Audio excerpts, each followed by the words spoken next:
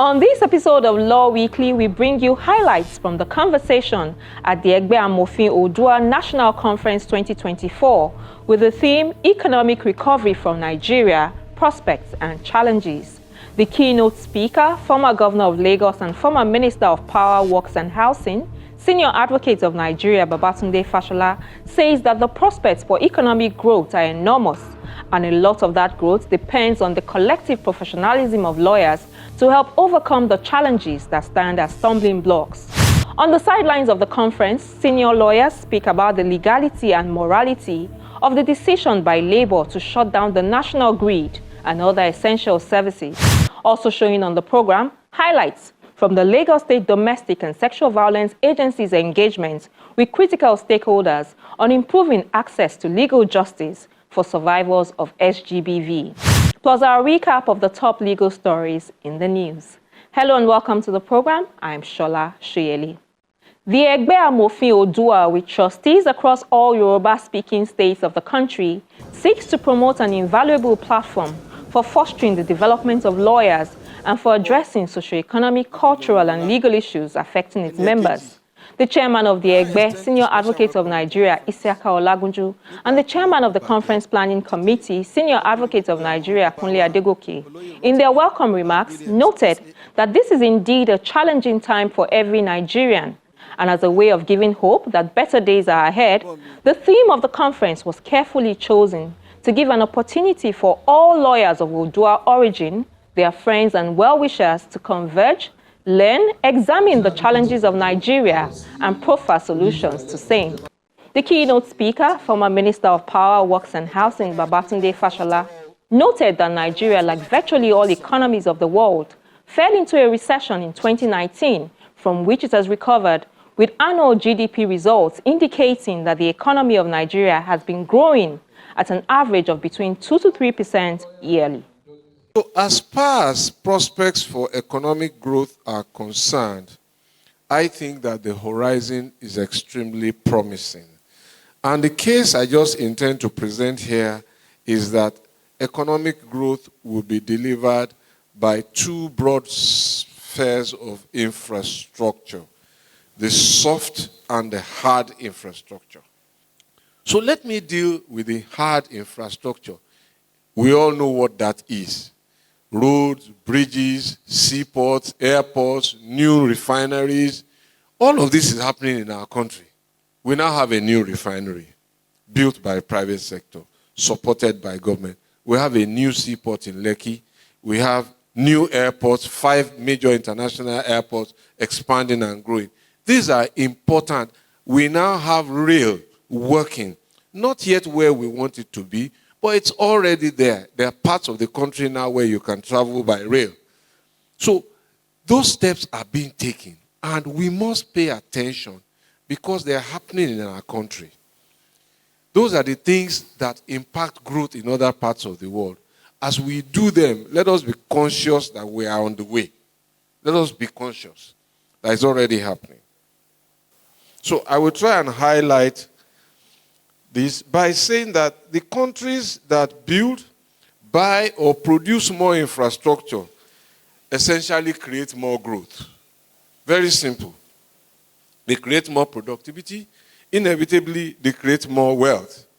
So I will talk to a few case studies of what has happened here and try to highlight whether we really understood them as investment in growth. So let us talk about the Lagos-Ibadan Expressway. I think we all are familiar with that road. If we have not driven it, we have heard about it for all sorts of reasons. It's no longer in our national conversation. You know why? The matter has been resolved.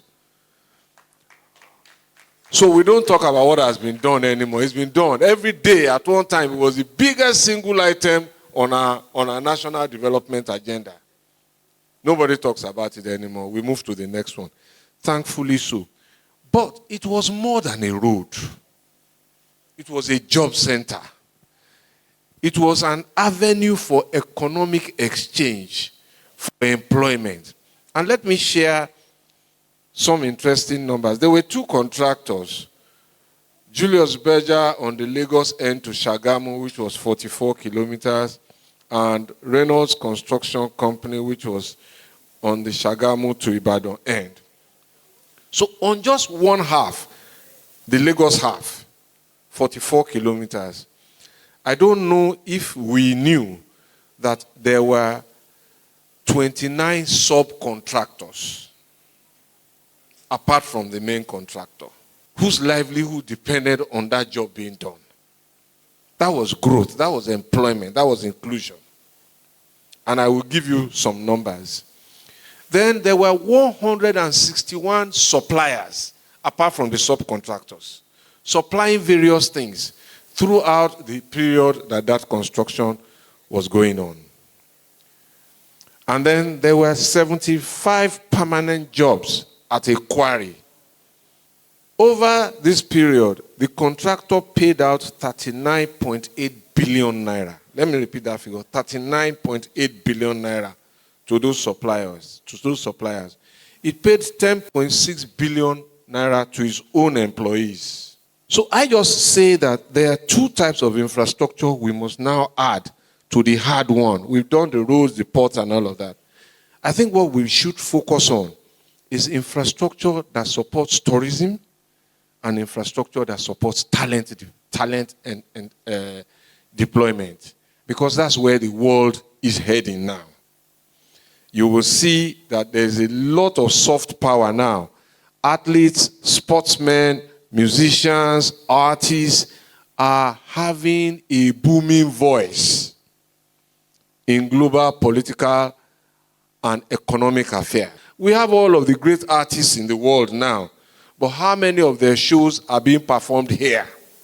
All the rail and the road that we build must now link to that last mile, to sports centers, to performance arenas. I want to drop a gauntlet for the Egbe now. I think there is a role that we can play. As sports is developing, as entertainment is developing, is the Egbe consciously making efforts to support the teaching, especially for the younger ones, of the law that enables the development of this area? What changes have come on in our tourism law?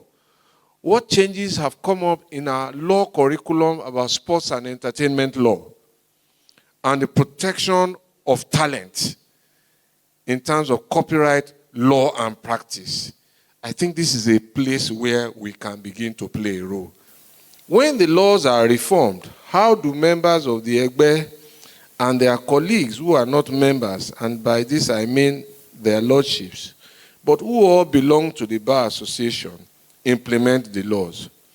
Will we continue those regular, long-winded and long-winding court trials, or will we wholesomely embrace arbitration as a business-friendly dispute resolution mechanism? For me, the dispute resolution mechanism, law and order, is the soft infrastructure that will drive growth.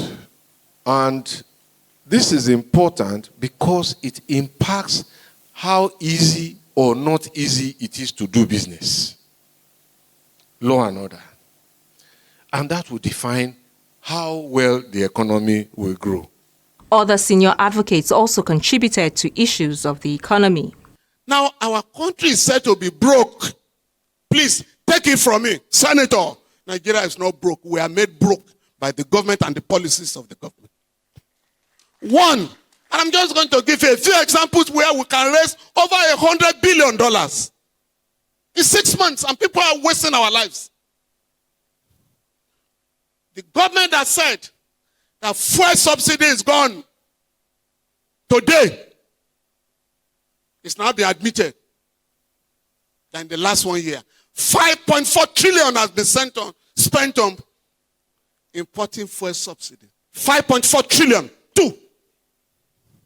And why are we importing fuel? Because they collapse our refineries. But The refineries will come on board very soon. Dangote refinery will come. We are also partners of the Dangote refinery. Nigeria is said to have own 20% because when Dangote had problem, Nigeria took a loan of $2.7 billion and gave to Dangote. But beyond that, the land, very expansive area, not a dime was paid for it. They call it free economic zone. You take my land, you give it to somebody else. They have not paid compensation, we're in court. 2, all the machinery were imported, duty free. The entire machines were imported under the MFLA official rate. So when they say 20%, we are still going to sit down when that refinery takes off. What is our actual share in that refinery? On the sidelines of the conference, some senior lawyers shared with Law Weekly their views on the legality and morality of the decision by Labour to shut down the national grid and other essential services. On the part of the legality, the law is very clear that essential services are not meant to join in a strike to avoid crippling the economy. But again, even if the law says that, we also have to be conscious of the fact there are workers living under the harsh economic realities they find themselves. A man who has no food in his house and you are telling him that he works in essential services and shouldn't go, it doesn't make sense. So if we're looking at the moral side, a hungry man is justified in taking to the street to protest the harsh economic condition. You can't take that away from him. But looking at the law or as it is on paper, essential services is far excluded from labor part of it that should go on strike. And that is what the law is. For me, it raises political question. In other words, those who shut off the national grid also has political reason for doing so, and that is very unfortunate. Of course, some of us know that some member of a Labour Party are Labour leaders. It is contradictory. And that we are not talking about it is because we feel that perhaps it's minor, but it is becoming more pronounced. And therefore, there is need for us to talk about it. Personal interest must be separated from national interest. You don't shut up the national grid. If you go on strike and people have electricity, you save a lot of life and you give some people a lot of realization. By shutting off the national grid, a lot of life has been lost. In fact, even those of us who went on strike and supported the strike, we became restive because there is nothing to rely. You could not get access to water, you couldn't get fan, you could not even some other work. It is not fair. So my advice to them, that next time they don't go on strike. If they do so, of course, the necessary legal provisions will be applied against them, and they will lose sympathy. This time, perhaps, people are not saying it because we are not focused on it. But I think that they should get their advice not to shut. All workers in essential services should not go on strike when other people are going on strike. That is compliance with the law. That is my advice to them. You are entitled to withdraw your services. It's one of labor rights. But I don't think you are entitled to punish others because you want to exercise your rights. Just like there's a cliche in law that where your right to fling your hands stops is where the right of somebody to defend his face. And I think for a long time it hasn't happened in Nigeria. And I think it's a new law for the labor union activists in Nigeria. I do not subscribe to that. And I think subsequent strike should not have recourse to shutting down of the national grid, as well as those essential services. They should keep a skeleton of those essential services on while they are embarking on their strike. That's my own view. The labor has every right to shut down any part of the system that falls within its jurisdiction or scope. So if the labor shuts down the critical sectors, there's nothing unconstitutional about it. There's no part in the constitution that says that such critical sectors cannot be shut down. So it's part of putting pressure on the government, and whatever they can do to put pressure on the government, there's no law that stops them from doing that. It's part of putting pressure on government. We have been suffering inconveniences, so a week or 2 or 3 days will not kill us. So we should all be together in this thing. It's either we force the government to do what it's supposed to do, or we shut down the system. So if Labour decide to shut down the critical sectors, It's a part of pressure on the government to do what is right.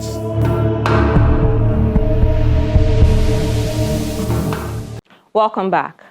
The Lagos State Domestic and Sexual Violence Agency recently convened a meeting with critical stakeholders to deliberate on the need to improve access to legal justice for survivors of sexual and gender-based violence. Here are some of the highlights from that meeting. It is a well-known fact that SGBV is a global epidemic, shattering lives and hindering progress towards a just and equitable society. Survivors deserve to be heard, believed, and supported. They deserve a path to healing and accountability. Yet, far too often, the legal system presents a daunting labyrinth, riddled with barriers that prevent survivors from seeking justice. It is for this reason that we have deemed it expedient to organize this stakeholders program with critical stakeholders on access to legal justice for survivors.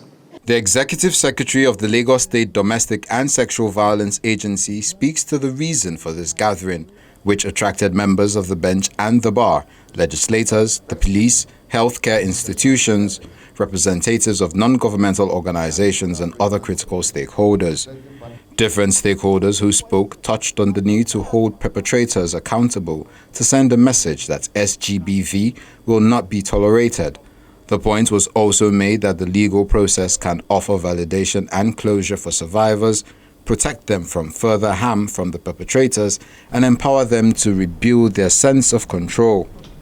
When a survivor speaks out, the consequences are even greater. So the decision to speak out, be heard and believed is the most difficult one for a survivor.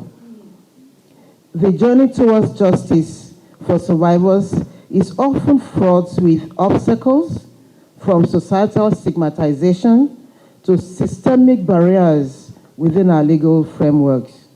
It is worrisome that despite the heightened public awareness and the joint efforts of the judiciary and security agencies, some individuals have continued to perpetrate this evil act unabated. This development necessitated the need to galvanize actions through this forum with relevant stakeholders, particularly the judicial system, to support the policy thrust of the state government on zero tolerance for all forms of violence against women and even men. It is on this note that I'm using this medium to seek maximum support of the judiciary in soliciting justice for the victims of SGBV. The judiciary on its part called for improved police investigation and the collaboration of everyone concerned.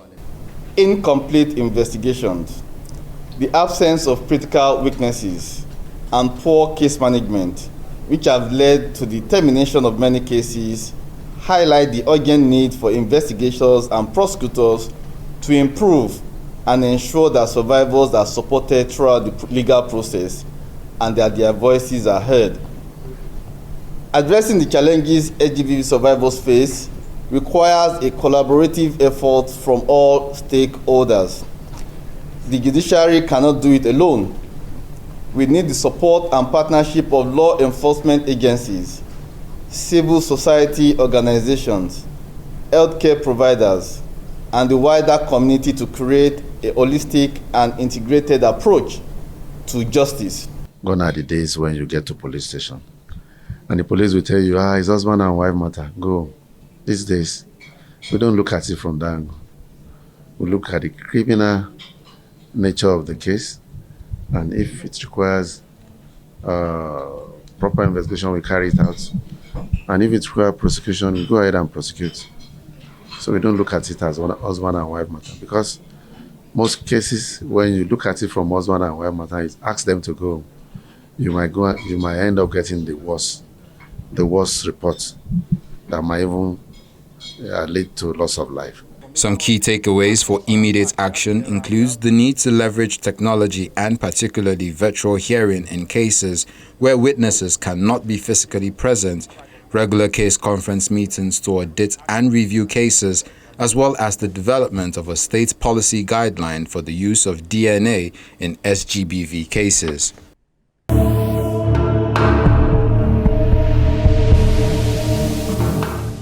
And just before we go, a quick recap of some of the top legal stories in the news. We begin with the report that a federal high court sitting in Kano has reserved till a later date its judgment in the fundamental human rights case filed by the 15th Emir of Kano, Aminu Ado Bayero. Justice Simon Amobeda reserved the date after listening to the submission of counsel in the matter. Aminu Ado Bayero filed a motion of ex parte asking the court to restrain the defendants from arresting or infringing on his rights and the Kano Emirate repealed law. The respondents in the suit are the Attorney General of the Federation, Attorney General of Kano State, Nigeria Police Force, the Inspector General of Police, and Commissioner of Police in Kano, DSS, NSCDC, the Nigerian Army, Nigerian Air Force, and the Nigerian Navy. In a related suit, Justice Mohammed Liman of the Federal High Court Kano has fixed June 16 to hear another suit challenging the jurisdiction of his court to hear a suit on the issue. In other news, the federal government has arraigned 2 executives of Telecom Satellites Limited, TSTV, for alleged tax evasion, money laundering, and advanced fee fraud. They were arraigned before Justice Egbe of the Federal High Court, Abuja. The defendants both pleaded not guilty to the 9-count criminal charge. Justice Egbe granted them bail but ordered them not to leave the country without the court's permission. He warned that any bail condition, breach or absence in court would result in bail revocation and custody during the trial. The trial is now scheduled to begin on July 15, 16 and 17. The Competition and Consumer Protection Tribunal has fined prominent pay TV operator MultiChoice Nigeria, owners of DSTV and GoTV, 150 million naira, and ordered the company to provide Nigerians with 1 month free subscription on its DSTV and GoTV packages. A 3-man panel led by Thomas Okosu gave the verdict on Friday. The tribunal had previously restrained MultiChoice from raising subscription fees without proper notice based on a lawsuit by Mr. Festus Onifade, who claimed the 8-day notice given for the price increase was inadequate. The court subsequently fixed July 3 for hearing of the substantive suit. In Lagos, the Federal High Court has granted an order of interim forfeiture of properties valued at 11.1 billion naira linked to the former governor of the Central Bank of Nigeria, Godwin Emefiele. Justice Chukwujeku Anike made the order sequel to a motion ex parte filed and argued by the counsel to the Economic and Financial Crimes Commission (EFCC). Senior Advocate of Nigeria, Rotimi Oyedepo, who led Bilikusu, Buhari Bala, and Chinaye Okezie in the proceedings. The court ordered the interim forfeiture of the properties to the federal government. And we round off with the report that the police has presented its first witness of the trial of 2 men charged with alleged defamation of the monarch of Ikate Kingdom in Etiosa, Oba Said Elegushi. The 2 men, Adeshola James and Odumusu Aziz Awiye, are facing trial before Justice Abimbola Awoburu of the Federal High Court, Lagos, for alleged cyber-stalking, illegal publication and defamation of the Elegushi. The alleged offences are said to have been committed between December 2023 and March 2024 in Lagos and punishable under the Cybercrimes Prohibition Prevention Act 2015 and other extant laws. And that's a wrap on your legal stories.